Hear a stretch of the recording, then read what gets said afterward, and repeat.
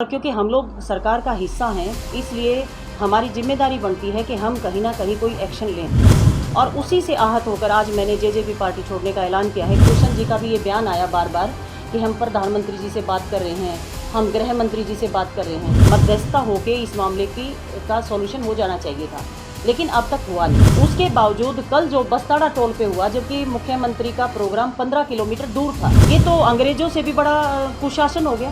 Magistrate जो ये कहता हो कि इनके सिर फोड़ो और लाठियां मारो, क्या उनसे किसी न्याय की उम्मीद की जा सकती है? मैं बता नहीं सकती मैं कितनी दुखी हूँ।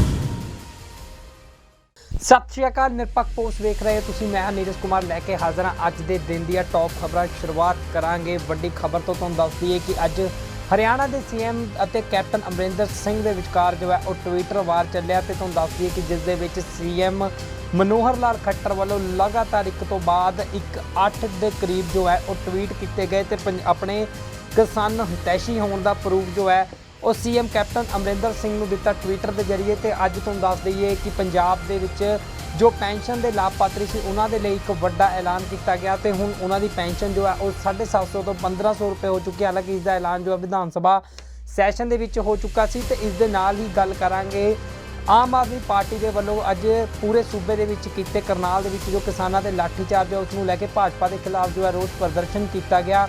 इस तो इलावा गल करांगे बब्बू मान की, जो कि हुण अनमोल गगन मान जो आप दे आगू ने, इस तो इलावा पंजाब के प्रसिद्ध गायक भी ने, पंजाबी गायक ने अनमोल गगन मान, उन्होंने हक दे विच जो है फेसबुक पर पोस्ट पाई है।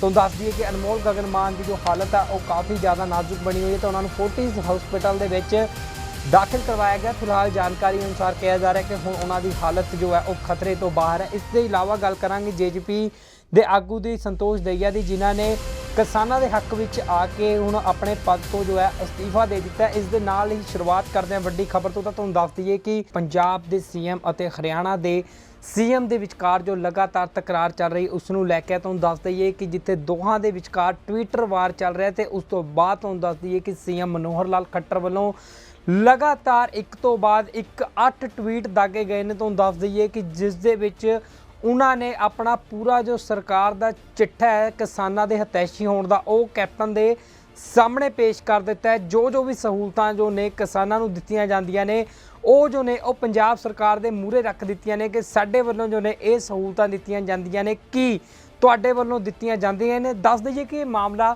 शुरू कित्थों हुंदा। तुहानूं दस दईए कि करनाल दे विच जदों लाठीचार्ज हुंदा पुलिस दा तां उस तो बाद जो है सीएम कैप्टन अमरिंदर सिंह वालों इसकी सख्त शब्दां दे विच निखेधी की जाती है। तो जिस तो बाद हरियाणा के सीएम मनोहर लाल खट्टर कह देंगे ने कि जदों चंडीगढ़ के प्रैस क्लब के विच उन्हां दी प्रैस कॉन्फ्रेंस हुंदी है हरियाणा के सीएम मनोहर लाल खट्टर की, तो कहते हैं कि किसान अंदोलन के विच पंजाब सरकार का हत्थ है। उसनूं लैके शाम नूं जो है कैप्टन अमरिंदर सिंह वालों इस ते पलटवार किया जाता है, जिस दे विच वो कह देंगे ने कि इस हरियाणा सरकार के इस काम के नाल कहा जा सकता है कि उन्हों का किसान विरोधी जो एजेंडा वो सारिਆਂ ਦੇ सामने उजागर हो गया। तो इस तो इलावा उन्होंने कहा कि करनाल दे विच जो किसान प्रदर्शन कर रहे थे भाजपा की मीटिंग का वो हरियाणा के ही सन, पंजाब के नहीं सन। तो उस तो बाद जो है वो ट्विटर वार शुरू होंदी है। तो लगातार 8 जो है लगातार ट्वीट किए जाते हैं सीएम मनोहर लाल खट्टर वालों। तो अपने किसानों के लिए हरियाणा के विच जो किसानों को सहूलतां दित्तियां जांदियां ने उसनूं जो है पंजाब सरकार के सामने पेश कर दिता जाता है ट्विटर के राही कि किस तरीके दे नाल उन्हां वालों सहूलतां दित्तियां जा रही ने कि पंजाब सरकार अजिही सहूलतां अपने किसानों को दिंदी है। तो हुण उस तो बाद जो आखिरी ट्वीट किया जाता उस दे विच पुछया जाता है कि हुण दसो किसान विरोधी कौन है तो किसान हितैषी कौन है। शुरुआत करते हैं सब तो पहले ट्वीट की, जिस दे विच तो उन्होंने लिखा है असी 10 फसलां MSP ते खरीदे हैं, तुसीं किन्नियां फसलां MSP ते खरीदो है। ये पंजाब सरकार नूं पुछया जाता है मनोहर लाल खट्टर वालों। इस तो इलावा सीएम खट्टर ने कहा कि हरियाणा च कणक, झोने, सरों, बाजरा, चना, मूंग, मक्का, मूंगफली, कपाह और सूरजमुखी समेत 10 फसलां MSP ते खरीदा है। कि पंजाब खरीदा है 10 फसलां। इस तो इलावा उन्होंने कहा कि फसलों की कीमत किसानों को सीधा खाते दे विच जांदी है। तो कि पंजाब दे विच अजिहा कुछ है ਤੇ ਪੰਜਾਬ ਦੇ ਵਿੱਚ ਕਿੰਨੀਆਂ ਫਸਲਾਂ ਦੇ ਉੱਤੇ MSP ਜੋ ਹੈ ਉਹ ਪੰਜਾਬ ਸਰਕਾਰ ਦੇ ਰਹੀ ਹੈ। ਇਸ ਤੋਂ ਇਲਾਵਾ ਦੂਜਾ ਟਵੀਟ ਜੋ ਹੈ ਮਨੋਹਰ ਲਾਲ ਖੱਟਰ ਵੱਲੋਂ ਕੀਤਾ ਜਾਂਦਾ ਹੈ, ਜਿਸ ਦੇ ਵਿੱਚ ਪੁੱਛਿਆ ਜਾਂਦਾ ਹੈ ਮਤਲਬ ਕਿ ਹਰਿਆਣਾ ਦੇ CM ਦੱਸਦੇ ਨੇ ਕਿ ਸਾਡੇ ਕਿਸਾਨ ਜੋ ਨੇ ਉਹ ਝੋਨੇ ਦੀ ਖੇਤੀ ਨੂੰ ਜੇ ਛੱਡਦੇ ਤਾਂ ਸਾਡੇ ਵੱਲੋਂ 7000 ਰੁਪਏ ਪ੍ਰਤੀ ਏਕੜ ਇਨਸੈਂਟਿਵ ਜੋ ਹੈ ਉਹ ਦਿੱਤਾ ਜਾਂਦਾ ਹੈ। ਕੀ ਪੰਜਾਬ ਅਜਿਹਾ ਕਰਦਾ ਹੈ? ਇਹ ਪੰਜਾਬ ਦੇ CM ਕੈਪਟਨ ਅਮਰਿੰਦਰ ਸਿੰਘ ਨੂੰ ਪੁੱਛਦੇ ਨੇ। ਤਾਂ ਉਸ ਤੋਂ ਬਾਅਦ ਤੀਜੇ ਦੇ ਵਿੱਚ CM ਮਨੋਹਰ ਲਾਲ ਖੱਟਰ ਲਿਖਦੇ ਨੇ ਕਿ ਜੇਕਰ ਕਿਸਾਨਾਂ ਦੀ ਪੇਮੈਂਟ ਹਰਿਆਣੇ ਦੇ ਵਿੱਚ 72 ਘੰਟੇ ਲੇਟ ਹੋ ਜਾਵੇ ਤਾਂ ਅਸੀਂ ਜੋ ਹੈ ਉਹ 12% ਵਿਆਜ ਦੇ ਨਾਲ ਭੁਗਤਾਨ ਕਰਦੇ ਹਾਂ। ਕਿ ਪੰਜਾਬ 'ਚ ਅਜਿਹਾ ਹੁੰਦਾ ਹੈ? ਇਸ ਤੋਂ ਇਲਾਵਾ ਚੌਥੇ ਟਵੀਟ 'ਚ ਕਿਹਾ ਜਾਂਦਾ ਹੈ ਕਿ ਹਰਿਆਣਾ 'ਚ ਝੋਨੇ ਦੀ ਸਿੱਧੀ ਬਿਜਾਈ ਕਰਨ ਵਾਲੇ ਨੂੰ 5000 ਰੁਪਏ ਪ੍ਰਤੀ ਏਕੜ ਦਿੱਤਾ ਜਾਂਦਾ ਹੈ। ਪੰਜਾਬ 'ਚ ਅਜਿਹਾ ਹੈ। ਤੋਂ ਅਗਲੇ ਟਵੀਟ ਦੇ ਵਿੱਚ ਕਿਹਾ ਜਾਂਦਾ ਕਿ ਪਰਾਲੀ ਦੇ ਪ੍ਰਬੰਧਨ ਦੇ ਲਈ 1000 ਰੁਪਏ ਪ੍ਰਤੀ ਏਕੜ ਹਰਿਆਣਾ ਸਰਕਾਰ ਕਿਸਾਨਾਂ ਨੂੰ ਦਿੰਦੀ ਹੈ। ਕਿ ਪੰਜਾਬ ਸਰਕਾਰ ਅਜਿਹਾ ਕਰਦੀ ਹੈ? ਛੇਵੇਂ ਦੇ ਵਿੱਚ ਕਿਹਾ ਜਾਂਦਾ ਹੈ ਕਿ ਗੰਨੇ ਦੇ ਜੋ ਦਾਮ ਨੇ ਉਹ ਕਿਹਾ ਜਾਂਦਾ ਹੈ ਕਿ 7 ਸਾਲਾਂ ਦੇ ਵਿੱਚ ਹਰਿਆਣਾ ਦੇ ਸਭ ਤੋਂ ਵੱਧ ਹੁੰਦੇ ਨੇ, ਪਰੰਤੂ ਪੰਜਾਬ ਦੇ ਵਿੱਚ ਕਿਸਾਨਾਂ ਦੇ ਧਰਨੇ ਤੋਂ ਬਾਅਦ ਹੀ ਇਜ਼ਾਫਾ ਕਿਉਂ ਕੀਤਾ ਪੰਜਾਬ ਸਰਕਾਰ ਨੇ? ਇਹ ਮਨੋਹਰ ਲਾਲ ਖੱਟਰ ਵੱਲੋਂ ਪੰਜਾਬ ਸਰਕਾਰ ਨੂੰ ਸਿੱਧਾ ਤੇ ਤਿੱਖਾ ਸਵਾਲ ਕੀਤਾ ਜਾਂਦਾ ਹੈ। ਉਸ ਤੋਂ ਅੱਗੇ ਤੁਹਾਨੂੰ ਦੱਸ ਦਈਏ ਕਿ ਫਿਰ CM ਮਨੋਹਰ ਲਾਲ ਖੱਟਰ ਦੇ ਜੋ ਟਵੀਟ ਨੇ ਉਹ ਨਹੀਂ ਰੁਕਦੇ ਤੇ 7ਵਾਂ ਟਵੀਟ ਕੀਤਾ ਜਾਂਦਾ, ਜਿਸ ਦੇ ਵਿੱਚ ਕਿਹਾ ਜਾਂਦਾ ਕਿ ਬਾਗਬਾਨੀ ਫਸਲਾਂ ਦੇ ਲਈ ਹਰਿਆਣਾ ਦੇ ਵਿੱਚ ਕਿਸਾਨਾਂ ਨੂੰ ਉਤਸ਼ਾਹਿਤ ਕਰਨ ਦੇ ਲਈ ਅਨੁਦਾਨ ਦਿੱਤਾ ਜਾਂਦਾ ਹੈ। ਕਿ ਪੰਜਾਬ ਦੇ ਵਿੱਚ ਅਜਿਹਾ ਕੁਝ ਹੁੰਦਾ ਹੈ? ਇਸ ਤੋਂ ਇਲਾਵਾ ਆਖਰੀ ਟਵੀਟ ਦੇ ਵਿੱਚ 8ਵੇਂ ਟਵੀਟ ਦੇ ਵਿੱਚ CM ਮਨੋਹਰ ਲਾਲ ਖੱਟਰ ਪੰਜਾਬ ਸਰਕਾਰ ਨੂੰ ਪੁੱਛਦੇ ਨੇ ਕਿ ਪਾਣੀ ਬਚਾਉਣ ਦੇ ਲਈ ਕਿਸਾਨਾਂ ਨੂੰ 85% ਸਬਸਿਡੀ ਉਹਨਾਂ ਵੱਲੋਂ ਦਿੱਤੀ ਜਾਂਦੀ ਹੈ। ਕਿ ਪੰਜਾਬ 'ਚ ਅਜਿਹਾ ਹੁੰਦਾ ਹੈ? ਸੋ ਇਹ ਤੁਸੀਂ ਦੇਖਿਆ ਕਿ ਕਿਸ ਤਰੀਕੇ ਦੇ ਨਾਲ ਇੱਕ ਤੋਂ ਬਾਅਦ ਇੱਕ ਟਵੀਟ ਜੋ ਹੈ ਉਹ ਹਰਿਆਣਾ ਦੇ CM ਮਨੋਹਰ ਲਾਲ ਖੱਟਰ ਵੱਲੋਂ ਕੀਤੇ ਜਾਂਦੇ ਨੇ। ਤੇ ਹੁਣ ਦੇਖਣਾ ਇਹ ਹੋਵੇਗਾ ਕਿ ਪੰਜਾਬ ਦੇ CM ਕੈਪਟਨ ਅਮਰਿੰਦਰ ਸਿੰਘ ਵੱਲੋਂ ਕੀ ਟਵੀਟ ਸਾਹਮਣੇ ਆਉਂਦੇ ਨੇ ਤੇ ਆਖਿਰ ਕਿਵੇਂ ਜੋ ਹੈ ਇਸ ਦਾ ਜਵਾਬ ਦਿੱਤਾ ਜਾਂਦਾ। ਹਾਲਾਂਕਿ ਤੁਹਾਨੂੰ ਦੱਸ ਦਈਏ ਕਿ ਪੰਜਾਬ ਦੇ ਵਿੱਚ ਲਗਾਤਾਰ ਕਾਂਗਰਸ ਦੇ ਵਿੱਚ ਜੋ ਹੈ ਉਹ ਖਾਨਾਜੰਗੀ ਚੱਲ ਰਹੀ ਹੈ ਤੇ ਅਜਿਹੇ ਦੇ ਵਿੱਚ ਮਨੋਹਰ ਲਾਲ ਖੱਟਰ ਵੱਲੋਂ ਜੋ ਲਗਾਤਾਰ CM ਮਨੋਹਰ ਲਾਲ ਖੱਟਰ ਵੱਲੋਂ ਇੱਕ ਤੋਂ ਬਾਅਦ ਇੱਕ 8 ਟਵੀਟ ਜੋ ਕਿਹਾ ਜਾ ਸਕਦਾ ਹੈ ਕਿ ਕੀਤੇ ਗਏ ਨੇ, ਤਾਂ ਹੁਣ ਕਿਤੇ ਨਾ ਕਿਤੇ ਕਿਹਾ ਜਾ ਸਕਦਾ ਹੈ ਕਿ CM ਕੈਪਟਨ ਅਮਰਿੰਦਰ ਸਿੰਘ ਦੀਆਂ ਰਾਹਾਂ ਜੋ ਨੇ ਉਹ ਮੁਸ਼ਕਿਲ ਨਜ਼ਰ ਆ ਰਹੀਆਂ ਨੇ। ਕਿਉਂਕਿ ਇੱਕ ਪਾਸੇ ਲਗਾਤਾਰ ਪਾਰਟੀ ਦੇ ਵਿੱਚ ਹੀ ਖਾਨਾਜੰਗੀ ਚੱਲ ਰਹੀ ਹੈ ਤੇ ਦੂਜੇ ਪਾਸੇ ਹੁਣ ਦੂਜੇ ਸੂਬਿਆਂ ਦੇ ਮੁੱਖ ਮੰਤਰੀਆਂ ਨੇ ਵੀ ਘੇਰਨਾ ਜੋ ਹੈ ਉਹ ਸ਼ੁਰੂ ਕਰ ਦਿੱਤਾ ਤੇ ਇੱਕ ਤੋਂ ਬਾਅਦ ਇੱਕ ਟਵੀਟ ਰਾਹੀਂ ਜੋ ਕਿਸਾਨ ਹਤੈਸ਼ੀ ਹੋਣ ਦਾ ਫਾਰਮੂਲਾ ਜੋ ਹੈ ਹਰਿਆਣਾ ਦੀ ਸਰਕਾਰ ਨੇ ਰੱਖਿਆ। ਤਾਂ ਹੁਣ ਦੇਖਣਾ ਹੋਵੇਗਾ ਕਿ ਪੰਜਾਬ ਦੇ CM ਕੈਪਟਨ ਅਮਰਿੰਦਰ ਸਿੰਘ ਇਸ ਦੇ ਨਾਲ ਕਿਵੇਂ ਨਜਿੱਠਦੇ ਨੇ। ਤੇ ਹੁਣ ਗੱਲ ਕਰਦੇ ਹਾਂ ਪੰਜਾਬ ਦੇ CM ਕੈਪਟਨ ਅਮਰਿੰਦਰ ਸਿੰਘ ਵੱਲੋਂ। ਅੱਜ ਤੁਹਾਨੂੰ ਦੱਸ ਦਈਏ ਕਿ ਪੰਜਾਬ ਦੇ CM ਕੈਪਟਨ ਅਮਰਿੰਦਰ ਸਿੰਘ ਨੇ ਪੈਨਸ਼ਨ ਦੇ ਜੋ ਲਾਭਪਾਤਰੀ ਨੇ ਉਹਨਾਂ ਨੂੰ ਇੱਕ ਵੱਡਾ ਜੋ ਹੈ ਤੁਹਾਨੂੰ ਦੱਸ ਦਈਏ ਕਿ ਵੱਡਾ ਸਹਿਯੋਗ ਕੀਤਾ, ਜਿਸ ਦੇ ਵਿੱਚ ਉਹਨਾਂ ਨੇ ਹੁਣ ਜੋ ਪੈਨਸ਼ਨ ਸੀਗੀ 750 ਤੋਂ ਉਹ 1500 ਰੁਪਏ ਕਰ ਦਿੱਤੀ ਹੈ ਤੇ ਚੈੱਕਾਂ ਦੇ ਰਾਹੀਂ ਜੋ ਇਸ ਦੀ ਸ਼ੁਰੂਆਤ ਕੀਤੀ ਗਈ ਹੈ। ਹਾਲਾਂਕਿ ਇਸ ਦੌਰਾਨ ਪ੍ਰੈਸ ਕਾਨਫਰੰਸ ਦੇ ਦੌਰਾਨ ਉਹਨਾਂ ਨੇ CM ਮਨੋਹਰ ਲਾਲ ਖੱਟਰ ਤੇ ਵੀ ਕਰਾਰਾ ਤੰਜ ਕੱਸਿਆ ਤੇ ਉਹਨਾਂ ਨੇ ਕਿਹਾ ਹੈ ਕਿ ਜਿੱਥੇ ਲਗਾਤਾਰ ਉਹ ਟਵੀਟ ਕਰ ਰਹੇ ਨੇ ਉਸ ਤੋਂ ਪਤਾ ਲੱਗਦਾ ਹੈ ਕਿ ਹਾਲੇ ਵੀ ਉਹਨਾਂ ਨੂੰ ਐਜੂਕੇਟਡ ਹੋਣ ਦੀ ਜ਼ਰੂਰਤ ਹੈ। ਤਾਂ ਇਸ ਤੋਂ ਇਲਾਵਾ ਹੋਰ ਕੀ ਕੁਝ ਕਹਿਣਾ ਪੰਜਾਬ ਦੇ CM ਦਾ ਪੰਜਾਬ ਦੇ ਵੱਖ-ਵੱਖ ਮੁੱਦਿਆਂ ਨੂੰ ਲੈ ਕੇ, ਆਓ ਤੁਹਾਨੂੰ ਸੁਣਾਈਏ। खट्टर बोल रहे हैं कि हमने इतना किसानों के लिए कर दिया, उतना तो आपने कुछ भी नहीं किया। और जो बॉर्डर पे है वो सिर्फ पंजाब से I think I'll have to educate Khattar a bit. मैं एजुकेट कराऊंगा। कैसे हाँ जी। कैसे एजुकेट अब मैं कागज राही जेड़े उन्हें भेजे ने ट्वीट ਅਸੀਂ ਵੀ tweet where my tweet have you sent that. वो कह रहे थे कि ਤੁਸੀਂ ਲੱਡੂ राज्यपाल को खिलाया, राज्यपाल को आपने लड्डू खिलाया था। वो पंजाब से जितने भी किसान गए हैं और मैंने नहीं उनको खिलाया, उन्होंने मुझे खिलाया। उन्होंने खुश होकर खिलाया। तो आप सिर्फ खट्टर साहब को खुश होकर जवाब देंगे इस मामले पे? नहीं दिस इज अनएक्सेप्टेबल। इस तरीके ਨਾਲ ਤੁਸੀਂ ਬੇਰਹਿਮੀ ਨਾਲ ਤੁਸੀਂ ਬੰਦੇ ਨੂੰ ਫੋਟੋ ਮੈਂ ਦੇਖਿਆ ਤੁਸੀਂ ਨਾ ਤੁਹਾਡੇ ਟੈਲੀਵਿਜ਼ਨ ਤੇ, that is not acceptable। CM साहब चर्चा है कि भेज एग्रीमेंट जारी कर जा रही है। एक मिनट ਉਹਨੇ ਉਹਦਾ ਜਵਾਬ ਕੋਈ ਦਿੱਤਾ ਨਹੀਂ। जवाब हो देता कि मैं इस सनफ्लावर को MSP देता हूँ। He is try to evade the issue, evade करना। तो खट्टर साहब सीधा पंजाब के सिर के ऊपर भांडा फोड़ रहे हैं कि पंजाब जो है इसको लगी हुई है, जो आंदोलन हरियाणा में भी लगी है। देखो मेरी गल सुनो, अगर किसी ने पंजाब तो जाना है दिल्ली, वो साड़ी राजधानी है, why can't we go? If my farmers want to go and protest there, they are willing to protest। मैं प्रोटेस्ट करके आया, मैं तो वाजपेयी जी के घर के सामने हमारी तो रेस्ट हुई थी, याद है, हम तो वहाँ प्रोटेस्ट करके आए। सर वो कह रहे हैं कि दूसरी साजिश रच रहे हो, पंजाब जो साजिश रच रहा है हरियाणा कॉन्स्पिरेसी कर रहे हैं। अच्छा तो बड़े होशियार अच्छा सर एक सवाल है। CM साहब आप दावा कर रहे हैं कि पंजाब जो है बेस्ट स्टेट है जिसने अपने मैनिफेस्टो में इतने सारे वादे पूरे कर दिए हैं, लेकिन आपके पार्टी के प्रेसिडेंट रोज ट्वीट करते हैं कि ये नहीं पूरा हुआ, ड्रग्स का वादा कहाँ गया, बिजली के वादा कहाँ गया, systematically कौन नहीं देते? Let's talk about this issue of drugs. Today we have caught 70 kilos of heroin today, and every day it's coming. We have today the 70 kilos is worth about 400 to 500 crores in the market. So ये आया कहाँ से? श्रीनगर से. It's coming from all over. We are getting through Srinagar. I don't know how, because the security forces are in such force there. Then we get it through drones. फिर आ रही है from Garhwal, उस side Nepal से. फिर आ रही है कांडला से. You know, 1700 kilograms was caught coming from Kandla. Kandla means over the sea and sea up to by train here. तो ये बातें आ रही हैं, तो हम तो वहाँ जिसको पकड़ सकते हैं. I got 46,000 people in jail only for drugs. Do you know that? 46,000 हैं जेलों में, इतनी तो जगह नहीं हमारे पास on just drug matter. तो सर पार्टी प्रेसिडेंट को आप भिजवा दीजिए कि वो पूछते ट्वीट से कि क्या मैं किया कभी आपने? आपको मैंने कहा कि we will have a conference. I'm just telling my officer conference on all departments and what we have achieved. Those 533. Sir एक सवाल है कि जिस तरह से आज हरीश रावत यहाँ पर आ रहे हैं और नवजोत सिंह सिद्धू के जो खास विधायक भी हैं, दोस्त भी हैं उनके, प्रगट सिंह, उन्होंने उन्हीं के ही वर्चस्व पर सवालिया निशान लगाया, क्वेश्चन मार्क लगा दिया. How he can announce you? I cannot talk about it. That is for the Congress president to take a decision. जी सर. गुरप्रबंध पर नहीं मैं मानना चाहूँगा ना, आके तो देखें.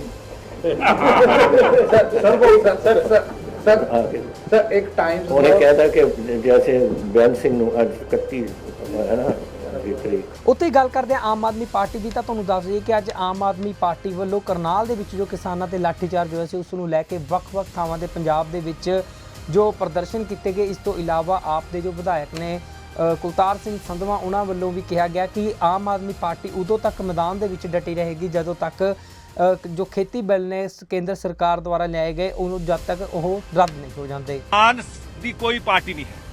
ਕਿਸਾਨ ਕਿਸਾਨ ਹੈ, ਕਿਸਾਨ ਦਾ ਕੋਈ ਧਰਮ ਨਹੀਂ ਹੈ, ਕਿਸਾਨ ਦੀ ਕੋਈ ਸਟੇਟ ਨਹੀਂ ਹੈ. ਕਿਸਾਨ ਕਿਸਾਨ ਹੈ, ਉਹ ਭਾਰਤ ਦਾ ਕਿਸਾਨ ਹੈ.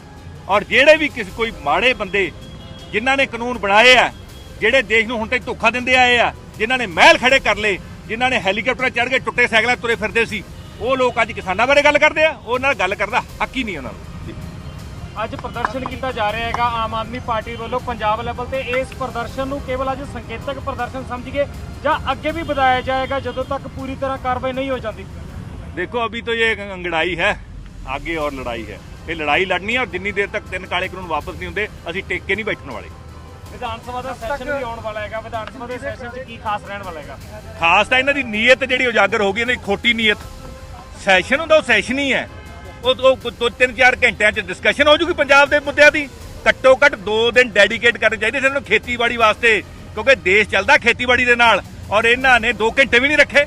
ਇਹ ਤਾਂ ਮਜ਼ਾਕ ਕਰ ਰਹੇ ਆ. ਇਹਨਾਂ ਨੇ ਸੰਵਿਧਾਨ ਦੀਆਂ ਧੱਜੀਆਂ ਉਡਾਈਆਂ. ਵਿਧਾਨ ਸਭਾ ਕਾਹਦੇ ਲਈ ਬਣਾਈ ਆ? ਐਮਐਲਏ ਕਾਹਦੇ ਲਈ ਬਣਾਏ ਆ? ਐਮਐਲਏ ਡਿਸਕਸ਼ਨ ਕਰਨ ਲਈ ਬਣਾਇਆ, ਰੇਤਾ ਖਾਣ ਲਈ ਨਹੀਂ ਬਣਾਏ. ਇਹਨਾਂ ਲੋਕਾਂ ਨੇ ਮਜ਼ਾਕ ਬਣਾ ਕੇ ਰੱਖਤਾ ਸਾਡੇ ਸੰਵਿਧਾਨ ਜਿਸ ਦਾ. ਤਰ੍ਹਾਂ ਆਮ ਆਦਮੀ ਕੱਲ ਜਿਹੜਾ ਖੱਟਰ ਸਾਹਿਬ ਨੇ ਬਿਆਨ ਦਿੱਤਾ ਉਹ 'ਚ ਉਹਨਾਂ ਨੇ ਕਲੀਨ ਚਿੱਟ ਦੇਣ ਦੀ ਕੋਸ਼ਿਸ਼ ਕੀਤੀ ਆ ਐਸਡੀਐਮ ਨੂੰ ਵੀ ਤੇ ਪੁਲਿਸ ਨੂੰ ਵੀ, ਤੇ ਉਹ ਕਹਿੰਦੇ ਕੋਈ ਗਲਤ ਨਹੀਂ ਕੀਤਾ. ਕਿਸ ਤਰ੍ਹਾਂ ਵੇਖਦੇ ਹੋ ਇਸ ਬਿਆਨ ਨੂੰ? ਇਹਦਾ ਮਤਲਬ ਇਹੀ ਆ ਵੀ ਇਹ ਆਰਡਰ ਸਿੱਧੇ ਖੱਟਰ ਸਾਹਿਬ ਦੇ ਸੀ. ਜਨਰਲ ਡਾਇਰ ਤਾਂ ਉਹਦੇ 'ਚ ਖੱਟਰ ਸਾਹਿਬ ਹੈ. ਉਹ ਸਿਰਫ ਉਹਨੂੰ ਆਪਦੇ ਜਿਹੜੇ ਬੰਦੂਕ ਚਲਾਉਣ ਵਾਲਾ ਉਹਨੂੰ ਬਰੀ ਕਰਨਾ ਚਾਹੁੰਦੇ. ਉਹ ਬਰੀ ਨਹੀਂ ਹੋ ਸਕਦਾ. ਇੱਕ ਆਈਏਐਸ ਹੈ, ਉਹਨੇ ਸੰਵਿਧਾਨ ਦੇ ਮੁਤਾਬਿਕ ਕੰਮ ਕਰਨਾ ਹੈ. ਕੋਈ ਕਾਨੂੰਨੀ ਪ੍ਰਤੀਕਿਰਿਆ ਫੋਲੋ ਕੀਤੀ ਜਾਏਗੀ? ਕਿਉਂਕਿ ਕਾਨੂੰਨ ਦੀ ਉਲੰਘਣਾ ਤੁਸੀਂ ਕਹਿ ਰਹੇ ਹੋ ਤਾਂ ਕਾਨੂੰਨ ਦੇ ਤੌਰ ਤੇ ਵੀ ਸਜ਼ਾ ਦਿੱਤੀ ਜਾ ਸਕਦੀ ਹੈ. ਹਾਈ ਕੋਰਟ ਸੁਪਰੀਮ ਕੋਰਟ ਦਾ ਰੁਖ ਕਰੋਗੇ? ਹਾਈ ਕੋਰਟ ਸੁਪਰੀਮ ਕੋਰਟ ਦਾ ਰੁਖ ਵੀ ਕਰਾਂਗੇ, ਲੇਕਿਨ ਅਸੀਂ ਕਾਨੂੰਨ ਜਿਹੜੀ ਸਾਡੀ ਕਾਰਜਪਾਲਿਕਾ ਸੀ ਉਹਦੇ ਚੋਂ ਕੱਢ ਦਾਂਗੇ ਇਹਨਾਂ ਨੂੰ. ਤੇ ਹੁਣ ਗੱਲ ਕਰਦੇ ਆ ਪੰਜਾਬੀ ਗਾਇਕਾ ਅਨਮੋਲ ਗਗਨ ਮਾਨ ਦੀ, ਜਿਨ੍ਹਾਂ ਦੀ ਤਬੀਅਤ ਜੋ ਹੈ ਕਾਫੀ ਖਰਾਬ ਹੋਣ ਕਰਕੇ ਉਹਨਾਂ ਨੂੰ ਮੋਹਾਲੀ ਦੇ ਫੋਰਟਿਸ ਹਸਪਤਾਲ ਦੇ ਵਿੱਚ ਦਾਖਲ ਕਰਵਾਇਆ ਗਿਆ. ਤੇ ਤੁਹਾਨੂੰ ਦੱਸ ਦਈਏ ਕਿ ਯੂਥ ਆਗੂ ਵੀ ਨੇ ਆਮ ਆਦਮੀ ਪਾਰਟੀ ਦੇ, ਤੇ ਬੀਤੇ ਦਿਨ ਤੁਹਾਨੂੰ ਦੱਸ ਦਈਏ ਕਿ ਐਤਵਾਰ ਨੂੰ ਜਦੋਂ ਉਹਨਾਂ ਵੱਲੋਂ ਭਾਜਪਾ ਦੇ ਦਫ਼ਤਰ ਦਾ ਘਿਰਾਓ ਕੀਤਾ ਜਾ ਰਿਹਾ ਸੀ, ਮਹਿਲਾ ਵਿੰਗ ਵੱਲੋਂ, ਆਮ ਆਦਮੀ ਪਾਰਟੀ ਦੀ ਮਹਿਲਾ ਵਿੰਗ ਵੱਲੋਂ ਕਾਲ ਦਿੱਤੀ ਗਈ ਸੀ ਭਾਜਪਾ ਦੇ ਦਫ਼ਤਰ ਦੇ ਘਿਰਾਓ ਦੀ, ਤਾਂ ਤੁਹਾਨੂੰ ਦੱਸ ਦਈਏ ਕਿ ਜਦੋਂ ਉਹ ਭਾਜਪਾ ਦੇ ਦਫ਼ਤਰ ਨੂੰ ਘੇਰਨ ਦੇ ਲਈ ਅੱਗੇ ਵੱਧਦੇ ਨੇ ਤਾਂ ਉਹਨਾਂ ਨੂੰ ਪੁਲਿਸ ਵੱਲੋਂ ਜੋ ਹੈ ਸਖਤ ਬੈਰੀਕੇਡਿੰਗ ਕਰਕੇ ਰੋਕ ਲਿਆ ਜਾਂਦਾ. ਹਾਲਾਂਕਿ ਉਹਨਾਂ ਦੇ ਉੱਤੇ ਵਾਟਰ ਕੈਨਨ ਦਾ ਵੀ ਇਸਤੇਮਾਲ ਕੀਤਾ ਜਾਂਦਾ ਹੈ. ਵਾਟਰ ਕੈਨਨ ਦੇ ਇਸਤੇਮਾਲ ਨਾਲ ਤੁਹਾਨੂੰ ਦੱਸ ਦਈਏ ਕਿ ਅਨਮੋਲ ਗਗਨ ਮਾਨ ਦੀ ਉੱਥੇ ਹੀ ਤਬੀਅਤ ਜੋ ਹੈ ਕਾਫੀ ਜ਼ਿਆਦਾ ਵਿਗੜ ਜਾਂਦੀ ਹੈ ਤੇ ਹੁਣ ਉਹਨਾਂ ਨੂੰ ਜੋ ਹੈ ਮੋਹਾਲੀ ਦੇ ਫੋਰਟਿਸ ਹਸਪਤਾਲ ਦੇ ਵਿੱਚ ਦਾਖਲ ਕਰਵਾਇਆ ਗਿਆ. ਇਸ ਤੋਂ ਇਲਾਵਾ ਤੁਹਾਨੂੰ ਦੱਸ ਦਈਏ ਕਿ ਹੁਣ ਉਹਨਾਂ ਦੇ ਹੱਕ ਦੇ ਵਿੱਚ ਪੰਜਾਬੀ ਗਾਇਕ ਜੋ ਨੇ ਬੱਬੂ ਮਾਨ ਵੀ ਨਿਤਰੇ ਨੇ। ਉਹਨਾਂ ਨੇ ਕਿਹਾ ਕਿ ਸਿਆਸਤ ਤੋਂ ਪਰੇ ਇੱਕ ਕਲਾਕਾਰ ਹੋਣ ਦੇ ਨਾਤੇ ਅਨਮੋਲ ਗਗਨ ਮਾਨ ਤੇ ਪੰਜਾਬ ਦੀਆਂ ਧੀਆਂ ਤੇ ਪ੍ਰਸ਼ਾਸਨ ਵੱਲੋਂ ਕੀਤੇ ਅਤਿਆਚਾਰ ਦੀ ਅਸੀਂ ਸਖਤ ਸ਼ਬਦਾਂ ਦੇ ਵਿੱਚ ਨਿਖੇਧੀ ਕਰਦੇ ਹਾਂ। ਇੱਕ ਕਲਾਕਾਰ ਹੋਣ ਦੇ ਨਾਤੇ ਅਨਮੋਲ ਤੁਹਾਡੇ ਹਰ ਦੁੱਖ ਸੁੱਖ 'ਚ ਉਹਨਾਂ ਦੇ ਨਾਲ ਖੜੇ ਆ। ਤਾਂ ਇਹ ਗੱਲਾਂ ਜੋ ਨੇ ਹੁਣ ਪੰਜਾਬੀ ਗਾਇਕ ਬੱਬੂ ਮਾਨ ਵੱਲੋਂ ਕਹੀਆਂ ਗਈਆਂ ਨੇ। ਤੁਹਾਨੂੰ ਦੱਸ ਦਈਏ ਇੱਕ ਵਾਰ ਫੇਰ ਤੋਂ ਜੋ ਕਿ ਭਾਜਪਾ ਦੇ ਜੋ ਆਗੂ ਸੀਗੇ ਉਹਨਾਂ ਵੱਲੋਂ ਮਹਿਲਾਵਾਂ ਦੇ ਨਾਲ ਕਿਸਾਨ ਮਹਿਲਾਵਾਂ ਦੇ ਨਾਲ ਜੋ ਹੈ ਬਦਸਲੂਕੀ ਕੀਤੀ ਗਈ ਸੀਗੀ। ਉਸ ਤੋਂ ਇਲਾਵਾ ਜੋ ਕਰਨਾਲ ਦੇ ਵਿੱਚ ਲਾਠੀਚਾਰਜ ਹੋਇਆ ਉਸ ਨੂੰ ਲੈ ਕੇ ਆਮ ਆਦਮੀ ਪਾਰਟੀ ਦੀ ਮਹਿਲਾ ਵਿੰਗ ਵੱਲੋਂ ਜੋ ਕਾਲ ਦਿੱਤੀ ਗਈ ਸੀਗੀ ਚੰਡੀਗੜ੍ਹ ਦੇ ਵਿੱਚ ਭਾਜਪਾ ਦੇ ਦਫ਼ਤਰ ਦੇ ਘਿਰਾਓ ਦੀ, ਤਾਂ ਉਸ ਦੌਰਾਨ ਜੋ ਆ ਉਹਨਾਂ ਨੂੰ ਸਖਤ ਬੈਰੀਕੇਡਿੰਗ ਕਰ ਰੋਕ ਲਿਆ ਜਾਂਦਾ ਤੇ ਵਾਟਰ ਕੈਨਨ ਦਾ ਇਸਤੇਮਾਲ ਕੀਤਾ ਜਾਂਦਾ ਤੇ ਵਾਟਰ ਕੈਨਨ ਦੇ ਇਸਤੇਮਾਲ ਨਾਲ ਅਨਮੋਲ ਗਗਨ ਮਾਨ ਦੀ ਤਬੀਅਤ ਜੋ ਉੱਥੇ ਹੀ ਕਾਫੀ ਵਿਗੜ ਜਾਂਦੀ ਹੈ। ਤਾਂ ਹੁਣ ਜੋ ਹੈ ਉਹ ਮੋਹਾਲੀ ਦੇ ਫੋਰਟਿਸ ਹਸਪਤਾਲ ਵਿੱਚ, ਹਾਲਾਂਕਿ ਜਿੱਥੇ ਤੱਕ ਸੂਚਨਾ ਮਿਲ ਰਹੀ ਹੈ ਕਿ ਉਹਨਾਂ ਦੀ ਜੋ ਤਬੀਅਤ ਹੈ ਫਿਲਹਾਲ ਖਤਰੇ ਤੋਂ ਬਾਹਰ ਹੈ ਤੇ ਬਹੁਤ ਹੀ ਜਲਦ ਉਹ ਠੀਕ ਹੋ ਕੇ ਦੁਬਾਰਾ ਤੋਂ ਤੁਹਾਨੂੰ ਦੱਸ ਦਈਏ ਕਿ ਫੇਰ ਤੋਂ ਪਾਰਟੀ ਦੇ ਨਾਲ ਜੁੜਨਗੇ। ਇਸ ਦੇ ਨਾਲ ਹੀ ਹੁਣ ਗੱਲ ਕਰਦੇ ਹਾਂ ਜੇਜੇਪੀ ਦੀ ਆਗੂ ਸੰਤੋਸ਼ ਦਈਆ ਦੀ, ਜਿਨ੍ਹਾਂ ਨੇ ਜੇਜੇਪੀ ਨੂੰ ਹੁਣ ਛੱਡ ਦਿੱਤਾ ਹੈ, ਜੇਜੇਪੀ ਨੂੰ ਅਲਵਿਦਾ ਕਹਿ ਦਿੱਤਾ। ਦੱਸ ਦਈਏ ਕਿ ਕਰਨਾਲ ਦੇ ਵਿੱਚ ਜੋ ਕਿਸਾਨਾਂ ਤੇ ਪੁਲਿਸ ਵੱਲੋਂ ਲਾਠੀਚਾਰਜ ਕੀਤਾ ਗਿਆ ਉਸ ਨੂੰ ਲੈ ਕੇ ਜੇਜੇਪੀ ਦੇ ਅਹੁਦੇ ਤੋਂ ਜੋ ਉਹਨਾਂ ਕੋਲ ਅਹੁਦਾ ਸੀ ਉਸ ਤੋਂ ਅਸਤੀਫਾ ਜੋ ਹੈ ਸੰਤੋਸ਼ ਦਈਆ ਦੇ ਵੱਲੋਂ ਦੇ ਦਿੱਤਾ ਗਿਆ। ਹਾਲਾਂਕਿ ਉਹਨਾਂ ਨੇ ਕਿਹਾ ਕਿ ਉਹਨਾਂ ਨੂੰ ਦੁਸ਼ਯੰਤ ਚੌਟਾਲਾ ਤੋਂ ਇਹੀ ਉਮੀਦ ਸੀ ਕਿ ਸ਼ਾਇਦ ਉਹ ਕਿਤੇ ਨਾ ਕਿਤੇ ਕਿਸਾਨਾਂ ਦੇ ਨਾਲ ਖੜਨਗੇ, ਪਰੰਤੂ ਉਹ ਉਮੀਦ ਤੋਂ ਬਿਲਕੁਲ ਪਰੇ ਰਹੇ, ਜਿਸ ਕਾਰਨ ਉਹਨਾਂ ਨੂੰ ਹੁਣ ਅਹੁਦੇ ਤੋਂ ਅਸਤੀਫਾ ਦੇਣਾ ਪੈ ਰਿਹਾ। ਉਹਨਾਂ ਨੇ ਕਿਹਾ ਕਿ ਕਿਸਾਨਾਂ ਦੇ ਉੱਤੇ ਨਿਹੱਥੇ ਕਿਸਾਨਾਂ ਦੇ ਉੱਤੇ ਜਿਸ ਤਰੀਕੇ ਦੇ ਨਾਲ ਪੁਲਿਸ ਵੱਲੋਂ ਲਾਠੀਚਾਰਜ ਕੀਤਾ ਗਿਆ ਇਹ ਇੱਕ ਬਹੁਤ ਹੀ ਆਪਣੇ ਆਪ ਦੇ ਵਿੱਚ ਸਖਤ ਸ਼ਬਦਾਂ ਦੇ ਵਿੱਚ ਉਹਨਾਂ ਨੇ ਨਿਖੇਧੀ ਕੀਤੀ ਹੈ ਤੇ ਉਹਨਾਂ ਨੇ ਕਿਹਾ ਕਿ ਇਹ ਉਹ ਕਿਸਾਨ ਨੇ ਜੋ पूरे देश ਦਾ ਢਿੱਡ ਭਰਦੇ ਨੇ। देखिए कल जो करनाल बस्ताड़ा टोल पे हुआ है किसानों के साथ, मैं उससे बेहद आहत हूँ और क्योंकि हम लोग सरकार का हिस्सा हैं इसलिए हमारी जिम्मेदारी बनती है कि हम कहीं ना कहीं कोई एक्शन लें और उसी से आहत होकर आज मैंने जेजेपी पार्टी छोड़ने का ऐलान किया है, क्योंकि हम लोग बीजेपी के साथ अलायंस में हैं, हम लोग सत्ता में हैं, तो मैंने ये निर्णय लिया है कि हम सत्ता में नहीं रहेंगे। मैं अपनी तरफ से आज त्यागपत्र दे रही हूँ। क्या कारण रहे जी? आपने कहा किसान आंदोलन आप पहले भी जुड़े रहे हैं, तो आज ही क्यों, उससे पहले क्यों नहीं आपने? नहीं, मैं शुरू से ही जुड़ी हुई हूँ और हमारी कोशिश थी, क्योंकि दुष्यंत जी का भी ये बयान आया बार बार कि हम प्रधानमंत्री जी से बात कर रहे हैं, हम गृह मंत्री जी से बात कर रहे हैं। मुझे लगा कि कहीं ना कहीं ये सॉल्व हो जाएगा, क्योंकि मैं भी चाहती थी कि मध्यस्थता होकर इस मामले का सॉल्यूशन हो जाना चाहिए था, लेकिन अब तक हुआ नहीं। अब जब कल आंदोलन एक अलग चीज़ है, 9 महीने हो गए, 500 से ज़्यादा शहादत हो चुकी हैं, उसके बावजूद कल जो बस्ताड़ा टोल पे हुआ, जबकि मुख्यमंत्री का प्रोग्राम 15 किलोमीटर दूर था बस्ताड़ा टोल से, वो लोग निहत्थे थे, उनके ऊपर इस तरह से लाठियां बरसाना कहाँ तक उचित है? ये तो अंग्रेज़ों से भी बड़ा कुशासन हो गया। ये तो पूर्ण रूप से इन्होंने तो उन लोगों के ऊपर लाठियां बरसा रहे हैं जो लोगों का पेट भरते हैं। मैं उन लोगों को ये कहना चाहती हूँ, 2 दिन भूखा रह के तो देखें। और आज जब कोरोना में सब कुछ ख़त्म हो गया, उसके बावजूद भी किसानी चल रही है। किसान से आर्थिक जो स्थिति है देश की वो मजबूत होती है। और इन्होंने कहा कि हम जो कॉन्ट्रैक्ट फार्मिंग कर रहे हैं कि भाई एसडीएम के पास किसान शिकायत लेके चला जाए तो वहाँ पे उसको न्याय मिलेगा। मैं केवल आपका ध्यान आकर्षित करना चाहती हूँ, कल एसडीएम ने क्या कहा कि लाठियाँ मारो, इनके सिर फोड़ो। ये वीडियो खूब वायरल हुई है, आप लोगों ने भी देखी होगी। जो एसडीएम ड्यूटी मजिस्ट्रेट जो ये कहता हो कि इनके सिर फोड़ो, लाठियाँ मारो, क्या उनसे किसी न्याय की उम्मीद की जा सकती है? ये लोग बोलते हैं कि वो लोग न्याय करेंगे अगर आपके साथ कोई नाइंसाफ़ी होती है। तो मैं तो बेहद आहत हूँ, इसलिए मैंने ये निर्णय लिया है कि आज जेजेपी पार्टी से मैं पूर्ण रूप से अपने आप को अलग कर रही हूँ। तो किसानों पे जो लाठीचार्ज हुआ उसको देखते हुए आप पार्टी रिजाइन कर? एग्जैक्टली, किसानों के ऊपर जो लाठियाँ बरसाई गई हैं, मैं उससे ही आहत हूँ और इसीलिए मैं आज त्यागपत्र दे रही हूँ। इस बारे में आपकी कोई जनता के वरिष्ठ नेताओं से बातचीत? त्यागपत्र के विषय में आए? त्यागपत्र के विषय में मेरी कोई बातचीत नहीं हुई, क्योंकि मैं कल जब मैंने वीडियो देखी,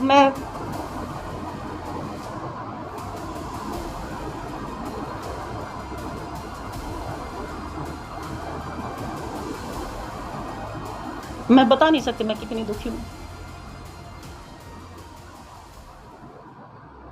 क्या वो देश के लोग नहीं हैं? क्या उनको अधिकार नहीं मिला? क्या वो आंदोलन नहीं कर सकते, अपनी बात नहीं रख सकते? क्या इस तरह से लाठियां मारेंगे? बुजुर्ग लोग बैठे बेचारे, इनको जरा सी लज्जा नहीं आ रही कि ये क्या कर रहे हैं। तो मैं इससे बेहद दुखी हूँ। मेरी किसी से बात नहीं हुई है। जब शुरू में आंदोलन ये शुरू हुआ, पिपली से जब ये शुरू हुआ था, उस वक्त जब ये दिल्ली जा रहे थे किसान, तो बैरिगेड्स लगाए गए, वाटर कैनन इनके ऊपर छोड़े गए, लाठियां बरसाई गई, सब कुछ किया, आंसू गैस के गोले छोड़े गए। उसके बावजूद हमें लगा कि कहीं ना कहीं एक मध्यस्थता होकर, वार्तालाप होकर और ये चीज़ हो जाएगी। लेकिन उसके बाद इन्होंने जब हिसार में कोई भी कार्यक्रम इनका होता है तो ये किसानों को टारगेट करते हैं। इन्होंने किस तरह से, अरे ये चाइनीज़ थोड़ी लोग हैं जिनके किले गाड़ी जा रही हैं, रोड जाम किए जा रहे हैं, किसान तो एक तरफ बैठा है, किसान एक तरफ बैठ के अपने आंदोलन कर रहा है और केवल ये डिमांड कर रहा है कि हमारी बात सुनी जाए। लोकतंत्र में आज तक कितने आंदोलन चले हैं, क्या कभी भी ऐसा हुआ कि कोई सरकार उनकी बात ना सुने? ये तो हमें संवैधानिक अधिकार मिला हुआ है कि हम अपनी बात रख सकें, और हमारी बात कोई ना सुन के उनके ऊपर लाठियां मारे, ना सुने, यहाँ तक भी एक बात समझ में आती है, लेकिन उनके ऊपर लाठियां बरसाई जा रही हैं।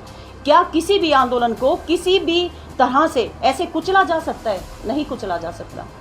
और मैं बेहद दुखी हूँ। मैंने बहुत इंतज़ार किया, अदरवाइज़ मेरे को इस्तीफ़ा देना होता तो पहले दिन जब यहाँ से कुरुक्षेत्र से जब किसान चले थे मैं उसी दिन दे देती, लेकिन मुझे उम्मीद थी, और मुझे ये उम्मीद इसलिए भी थी कि क्योंकि दुष्यंत जी ने हमेशा ये कहा कि मैं किसानों के साथ खड़ा हूँ, तो मुझे ये उम्मीद थी कि वो लगातार वार्तालाप, कहीं ना कहीं एक चर्चा, मध्यस्थता करके इसको सॉल्व करेंगे। लेकिन जो कल हुआ है इसके बाद मैं इंतज़ार नहीं कर सकती।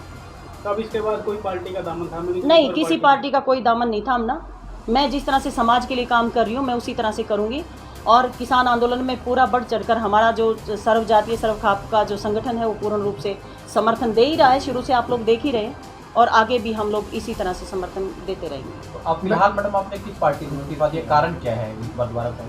जेजेपी से मैंने इस्तीफा दिया है, और उसका मुख्य कारण है क्योंकि हम पार्टी में सत्ता में साझेदारी है हमारी, और क्योंकि हमारी भी जिम्मेदारी बनती है। अगर देश के निहत्थे लोगों के ऊपर इस तरह से उनका खून बहाया जाएगा, उनकी आवाज़ को दबाया जाएगा, तो ये लोकतांत्रिक हत्या है। इसलिए मैं उन किसानों के साथ जो लाठीचार्ज हुआ है उससे आहत होकर आज मैं जेजेपी पार्टी से इस्तीफा दे रही हूँ। आप भावुक भी हुई हैं इस दौरान? देखिए, ये बुजुर्ग लोग जिनके ऊपर लाठियां बरसी, आपने खून देखा होगा, खून इतना महत्वपूर्ण है कि हम ब्लड डोनेट करते हैं ताकि किसी को खून काम आ जाए, लेकिन जिनके शरीर में खून है उनको हम लाठियां मार के उनका खून निकाल रहे हैं। ये कहाँ का लोकतंत्र है? अभी थोड़ी देर बाद आप रवाना हो रही है किसानों को मिलने के लिए? बिल्कुल, हम किसानों से लगातार मैं मिल ही रही हूँ, लेकिन अभी भी मैं किसानों के साथ जाऊँगी और मिलूँगी। बेहद दुख की बात है और मैं बेहद आहत हूँ। जिस तरह मैडम अभी आपने कहा कि आपने इस्तीफा दिया, तो अधिकारी जो बड़े अधिकारी हैं पार्टी में, उनसे अगर दोबारा आपसे बात होती है, क्या आप दोबारा ज्वाइन करने के लिए अपने फैसले से पीछे हट सकते हैं? देखिए, मुझे बहुत उम्मीद थी दुष्यंत जी से, और मुझे था कि किसानों के लिए काम करेंगे, लोगों के लिए बात। उन्होंने हमेशा ये कहा कि मैं किसानों के साथ खड़ा हूँ, और उन्होंने मध्यस्थता करने की कोशिश भी की। लेकिन मैं तो ये कह रही हूँ, जब जहाँ जिस पार्टी के साथ उन्होंने एक ज्वाइंट वेंचर उनका है बीजेपी के साथ लेकर चले हैं, तो उनकी बात को अगर वहाँ नहीं सुना जाता तो मुझे नहीं लगता सरकार में उनको बने रहना चाहिए, उनको इस्तीफा देना चाहिए, और इसी से आहत होकर मैं इस्तीफा दे रही हूँ। ਤਾਜ਼ਾ ਖਬਰਾਂ ਲਈ ਬਣੇ ਰਹੋ ਨਿਰਪੱਖ ਪੋਸਟ ਦੇ ਨਾਲ, ਖਬਰ ਦੀ ਨਿਰਪੱਖ ਆਵਾਜ਼। ਪੰਜਾਬ ਅਤੇ ਪੰਜਾਬੀਅਤ ਨਾਲ ਜੁੜਿਆ ਹਰ ਮੁੱਦਾ, ਹਰ ਖਬਰ ਨਿਰਪੱਖ ਤਰੀਕੇ ਨਾਲ ਤੁਹਾਡੇ ਤੱਕ ਪਹੁੰਚਣ ਦੀ ਕੋਸ਼ਿਸ਼ ਵਿੱਚ ਤੁਸੀਂ ਵੀ ਦੇਵੋ ਸਾਡਾ ਸਾਥ। ਤਾਂ ਹੁਣੇ ਲਾਈਕ ਕਰੋ ਸਾਡਾ ਫੇਸਬੁੱਕ ਪੇਜ, ਸਬਸਕ੍ਰਾਈਬ ਕਰੋ YouTube ਤੇ ਅਤੇ ਫੋਲੋ ਕਰੋ ਇੰਸਟਾ ਅਤੇ ਟਵਿੱਟਰ ਤੇ ਨਿਰਪੱਖ ਪੋਸਟ। ਖਬਰ ਦੀ ਨਿਰਪੱਖ ਆਵਾਜ਼। ਵਿਜ਼ਿਟ ਕਰੋ www.nirpakhpost.com।